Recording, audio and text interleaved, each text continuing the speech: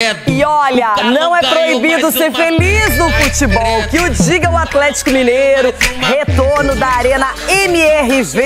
O jogo começou ruim, Fluminense sai na frente, mas no final, com uma sucessão de escanteios, o Galo fez 3-2 e levou 3 pontos na bagagem. Vem no passinho, comemorando o gol. O confronto contra o Fluminense marcou o retorno do Atlético para o seu estádio, a Arena MRV. Agora com gramado sintético, que os jogadores iam se acostumando. Mas vamos pular logo para o segundo tempo, porque nos primeiros 45 minutos não teve um chute sequer no gol. O primeiro que acertou o alvo foi Canóbio, aos 10 minutos do segundo tempo. E olha, que chute! Aproveitou a falha do Lianco e guardou na rede. O Atlético tinha problemas em campo e nas arquibancadas o clima não estava nada bom.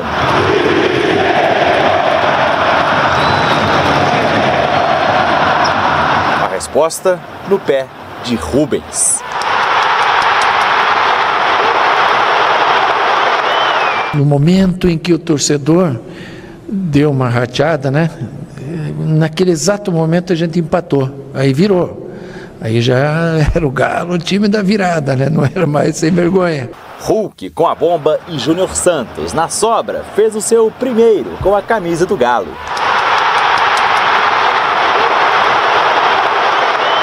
Estava trabalhando bastante para esse momento, né?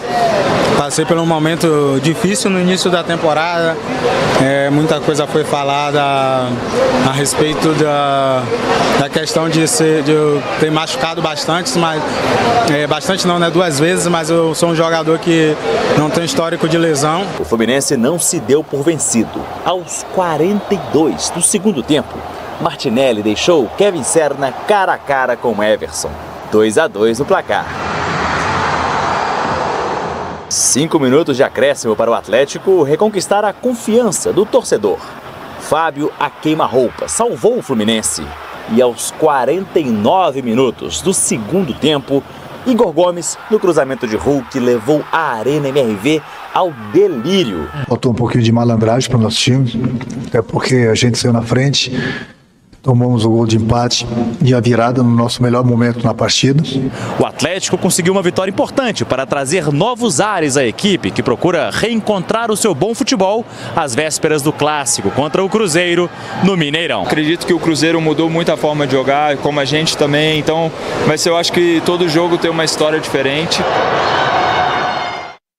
Bom, agora quero falar um pouquinho sobre essa partida eletrizante. Não faltaram gols, emoção, situações diversas e foi realmente complicado, tanto para o Cuca quanto o Renato Gaúcho. Cicinho, no final, o Galo fez valer a presença da torcida, acreditou no resultado até o final, muitos escanteios e o Fábio, mesmo fazendo uma defesaça, não conseguiu evitar a derrota. Exatamente, Renata, é um jogão, né? Um jogão, mas é nítido você ver o Atlético Mineiro com o Hulk e sem o Hulk. Aquilo que nós falávamos, né, há um tempo atrás, da questão da liderança. O Hulk dentro de campo, ele chama a responsabilidade, ele traz o jogo, a torcida, quando começa a pegar no pé, você vê uma outra postura do Hulk, assim, que muitos atletas não têm. E também esse menino Rubens aí, o que tá jogando um absurdo, né? Tá fazendo a diferença também. Então, é o Atlético Mineiro do Hulk. Isso daí é nítido, então foi uma grande vitória frente à sua torcida. O Atlético não fez um bom jogo durante a semana, né? Pela Copa Sul-Americana e agora apagou essa imagem com uma bela vitória frente ao Fluminense. E tá ficando bem complexo esse campeonato. Muita gente ali com pontuação parecida. O Galo tava lá embaixo, já consegue subir um pouco na tabela. Era um resultado primordial, Edu. Primordial e para você ver, né, Renata, muitos times irregulares dentro da temporada, né? Os times oscilando bastante, né? Tanto na Sul-Americana como no Campeonato Brasileiro. E você pega assim um jogo, né, dessa grandeza, Atlético e Fluminense, né? Teve um outro jogo que o Fluminense fez gol no último minuto e agora acabou tomando um gol no último minuto, para você ver, para você manter o nível de concentração até o árbitro acabar o jogo. Esses jogos assim que é decidido em detalhes, você tem que ter atenção. E o time do Atlético Mineiro é um time de jogadores importantes, jogadores que podem decidir a qualquer momento. E como o Cicinho acabou de falar, o Hulk em campo dá uma diferença muito grande para o Atlético. O Galo vinha de resultados ruins, intercalando derrotas, empates, não é? E talvez aí seja uma chave para virar mesmo agora, para você pensar na temporada de uma maneira diferente, porque veio com emoção, veio com os jogadores lutando. Eu acho que não foi só a questão técnica, principalmente de luta, de entrega, de acreditar até o final. Dá pra fazer um catadão aí, né, do que falou o Renato, do que falou o Cuca, e até o que falou o Xixi. Até entendo do Hulk, porque o Hulk aqui no Morumbi, ele não perde o jogo aqui no Morumbi. O cara que vem aqui faz a diferença no Morumbi. Mas, na verdade, a gente viu que o Hulk, ele faz esse time do Cuca encorpar mais, se aproximar mais. E do lado do Fluminense, faltou aquela malandragem mesmo, de pisar na bola no momento certo. Só tem o Fábio ali com a experiência, colocou essa bola para escanteio, aí foi bombardeado. Mas tem que ter alguém para pisar, tem que ter alguém para pisar na bola, olhar, levantar a cabeça, tirar o time da defesa. E é isso, essa malandragem que o Renato estava cobrando. Agora, pro Galo, foi uma grande vitória, porque já estava sendo cobrado todo mundo lá. Eu fico imaginando o Ronaldo. Imagina se o Ronaldo fosse o Fábio, no último minuto tivesse pego aquela bola com o pé e saiu o gol de escanteio. Você ia destruir sua zaga. Você ia cobrar para todo mundo. Ia espanar com a zaga. Você ia estar espanando que nem eu tô hoje. A defesa do ano. Eu queria Renato, Agora, Galo e Fluminense, para a alegria de Batatinha da Massa, de Fátima da Savassi e de toda a torcida do Galo, como Cuca, que está aqui. Mas o professor Renato achou que o jogo tinha acabado. Quem foi que fez o gol? Serna, o 2-2? Serna.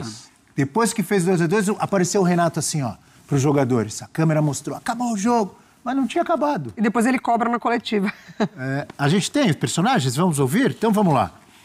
Nós estamos em fase de reconstrução de time, de elenco, e ainda não definida, não definitiva, né? Mas o caminho é assim, ele é duro, ele é difícil, mas é saboroso, porque quando você tem uma vitória igual hoje, às vezes ela significa mais do que você fazer um 3-0. E acho que o desempenho ele foi satisfatório dentro do que se pôde jogar. Jogamos com uma equipe igual a gente. Também o Fluminense tem uma grande equipe e valorizou muito a nossa vitória. E peço que os caras confiem a gente, confiem no trabalho, confiem no que a gente está fazendo, que a gente vai ter coisas boas ainda esse ano, se Deus quiser. Faltou um pouquinho de malandragem para o nosso time, até porque a gente saiu na frente, tomamos o gol de empate e a virada no nosso melhor momento na partida. Chegamos ao empate e depois, faltando uns 2 minutos para terminar o jogo, nós tomamos um gol de bola parada. Tá aí, então, o Renato Portaluppi. Você falou, né, Mari? Ele reclamou depois, hein, Mari? Porque ele destaca muito, né? Eu falo isso para os meus jogadores. Não dá para deixar o adversário se aproximar da área no fim do jogo. E é isso. A gente vem de um debate aqui, de um clássico que foi definido nos últimos minutos ali. O São Paulo, de fato, achou que já estava garantido 0-0. Ontem foi a mesma coisa para o Fluminense. Não foi um bom primeiro tempo ali. Acho que ficou muito aquém do que poderia apresentar as equipes. Essa falha do Lianco, que é um ótimo zagueiro, é um personagem... Ele deu uma linda assistência pro Canóbio. Foi bem bonzinho. A torcida pegou no pé, né, do time inteiro, Mari, depois disso. Desculpa eu te interromper, eu lembrei de algo aqui, que o Renato falou, isso que você lembrou. Ele sabe muito bem o que ele está dizendo. Porque, se eu não estou enganado, em 3 jogos desse Brasileirão, o Fluminense ganhou com gol no final. Exatamente, então é uma arma também, né? Saber usá-la dessa forma e saber se defender. No Maracanã, isso. Né? Não foi? 3 jogos? No Maracanã. Por isso que ele não quer... Mas também levou gol nos últimos também. Momentos que o adversário se aproxime, porque ele sabe o que pode acontecer. Continue, Mari, que eu te interrompi. Não, é isso. E aí o Atlético se aproveitou desse momento. É bem verdade que buscou o resultado, principalmente no segundo tempo. Poderia ter se abalado com o empate e foi atrás. Acho que o Cuca faz algumas mudanças também. O Júnior Santos entra na equipe. Tem a falha do Hulk, depois o desabafo, né, do Hulk no fim da partida, que é muito importante o que ele fala também, porque tem a falha do Lianco, que a torcida já pega no pé, com razão decepcionada com o resultado do meio da semana, né, contra o Iquique. Mas foi um outro Atlético de uma postura muito diferente, a mesma postura cobrada pelo Cuca no meio da semana. São 2 closes sintomáticos do Renato nesse jogo, né? Ele louco da vida quando o time toma o 2-1, inconformado com 2-1 àquela altura, e aquele close do vamos segurar. Depois do 2-2, vamos furar a bola. Nem sempre dá, né? Tem do outro lado um Atlético que precisava mostrar serviço. Dessa vez o Atlético da intensidade conseguiu fazer os tais gols. A gente fala muito do time que ameaça, chuta e não converte. Ontem converteu 3 gols num jogo desse. A defesa continua deixando a desejar, né? Continua fazendo algo. O sistema defensivo, não é só a defesa, porque não vamos esquecer que no segundo gol, quem perde a bola é o Hulk. Mas o Hulk também não é o último homem, né? Tem um monte de gente que podia ter ajudado a evitar aquele gol e não evitou. Me lembra aqui a produção, os 3 jogos em que o Fluminense ganhou com gol no final. Um foi contra o Santos, foi aquele gol do Samuel Xavier, lembra? Estava em atrito com o Neymar, fez o gol no finalzinho. Foi aos 50 contra o Santos, aos 47, outro foi contra o Bragantino e outro contra o Sport.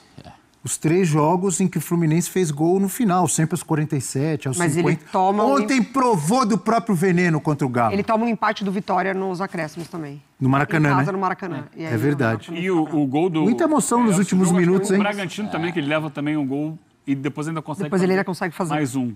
Gols no finalzinho. Aliás, que rodada, porque teve também Grêmio e Bragantino com gols no final. Os dois Esse gols. Fluminense e Galo, gol no final. Clássico. Palmeiras e São Paulo, gol no final. Mas é quando sai a maioria dos gols, Abel. É? No final? O Vitória contra o Vasco também.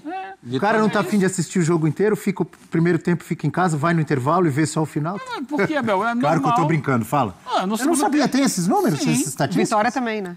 Se você pegar o segundo tempo, tem mais gols que o primeiro, em média, e se você for se aproximando, dividir o jogo em 15 minutos... A galera tá mais cansada. A partir dos 30 minutos do segundo tempo, sai muito gol. É que tá sendo muito no final, a gente tá falando de 90 mais, né? Cansaço, são substituições, o time que está atrás bota um monte de atacante, vai para cima, pressiona e tal, e os gols acabam acontecendo. Assim, essa coisa do Renato de, não pode deixar o adversário chegar perto da área. Tem que combinar com o adversário, né? O adversário não pode chegar perto da área porque tá no final do jogo. E aí? Explica isso pro Atlético, que tá precisando da vitória. Pressiona, mas ele tá reclamando de do time volta dele, ao seu estádio, né? De novo agora jogando lá na Arena MRV, com algumas modificações, gramado novo, gramado sintético. O Atlético precisava muito ir, foi com tudo para cima. E buscou. Porque o gol que sai no escanteio poderia ou deveria ter acontecido no lance que originou o escanteio, né? Que o Rubens entra cara a cara com o Fábio, finaliza. Ali, para mim, é o grande erro da defesa do Fluminense. O Fábio faz uma defesa com a ponta do pé, colocando a bola para escanteio. Poderia ter acontecido ali. E acabou acontecendo no escanteio. Eu tenho uma opinião muito polêmica sobre esse escanteio. Opa! Sobre esse gol. A minha impressão... Porque é o seguinte, na cobrança do escanteio, a bola desviada de cabeça pelo Igor Gomes, que faz o gol.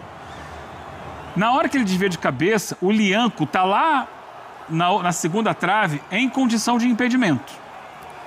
E ele salta para tentar cabecear a bola, ele não alcança a bola. Mas quando ele salta, ele tenta participar da jogada. Isso é configurado se ele tenta participar da jogada. E interfere no lance, isso configura que ele... Mas ele interfere? Então, ele não toca na bola. Né? Ele não toca na bola. Mas a impressão que eu fico na imagem por trás é que o Fábio ia abrindo o braço e recolhe o braço. Ele olha e vê o Lianco, para não bater no Lianco, ele recolhe o braço e a bola passa. Acho que ele não pegaria a bola de qualquer jeito. Mas ele interfere na ação do Fábio. Eu acho que a imagem por trás me dá essa sensação. Não sei se a gente tem como passar a imagem por trás. Que o Fábio vai abrindo o braço e puxa. Porque daí o árbitro também não pode interpretar o que o Fábio pode ter pensado, né? O árbitro tá ali para ver se interferiu ou não. Tem que interpretar. Não, então, mas não do ponto de vista do Fábio. Se o Fábio recolher o braço... Tem o cara do seu lado, mergulhando na bola, você recolhe o braço... Então, mas induz o Fábio a fazer isso ou foi... eu acho que essa Me parece um reflexo natural. Essa é a discussão. Mas é uma questão muito interpretativa. Muito. É muito difícil da gente repetir ter uma conclusão e tal. Se a gente puder botar a imagem por trás do gol, seria legal. A gente botou ela agora há pouco. Quer anular o gol do Galo? Não quero anular o gol do Galo, eu acho que é Ia dar uma encrenca, hein? Mas quantas encrencas a gente não tem no futebol? Ia dar uma encrenca. Essa aí, mas tem que ver a imagem por trás, que o Fábio, ele recolhe o braço. Agora, ele puxa o braço. E pode ser um reflexo da presença ali do Lianco. Ele não vai na bola completamente. E o Lianco, Mas o Lianco estava impedido? Estava em posição de impedimento, isso é indiscutível. Mas eu não acho que o Lianco... Tinha um zagueiro do Fluminense ali também, viu? Ó, ele tira a mão. Quem é aquele? O zagueiro tá por trás, é o Martinelli. É o Martinelli. Ele não ó. vai na marcação. Eu não acho que o Lianco influencia o Fábio. Eu acho que foi uma escolha do Fábio recolher o braço. Aí... Mas é a interpretação. Porque é tudo na interpretação. Interpretação, é isso. Mas que o Lianco está participando da jogada de alguma maneira, está. Ó, quando ele puxa a mão para trás, tá vendo? Pode ser um reflexo. E ele está bem impedido, hein? Está impedido. Bem, não vai mudar nada, o gol já está marcado, a vitória do Galo Mas não é absurdo não o que você falou, viu? Porque ele tá na jogada, o Lianco. Ele tenta alcançar a bola, né? E vamos lembrar que há impedimento, porque há a ação do Igor Gomes antes. Porque fosse direto de um escanteio, não há impedimento. Mas a partir da cabeçada, né? Sim. Agora a gente vai falar do rival. Aliás, foi uma semana boa aí para os dois, né? Para os dois rivais mineiros, porque o Cruzeiro amassou o Sport. Bom, rapaziada, esse foi o corte que eu trouxe pra vocês primeiro aí do Jogo Aberto, falando muito aí, toda a mídia paulista se rendendo, e depois aí o F360 da ESPN.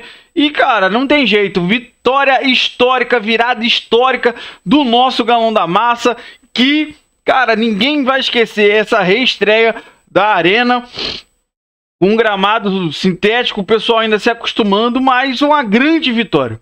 Vitória maiúscula do nosso Galão da Massa para voltar a confiança. Voltar a confiança desse time, voltar a confiança do torcedor, porque realmente o torcedor já estava ali, cara, sem paciência nenhuma.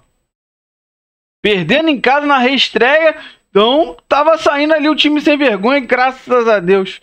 Deus tem iluminado o Rubens aí, cara, tá jogando bem mesmo.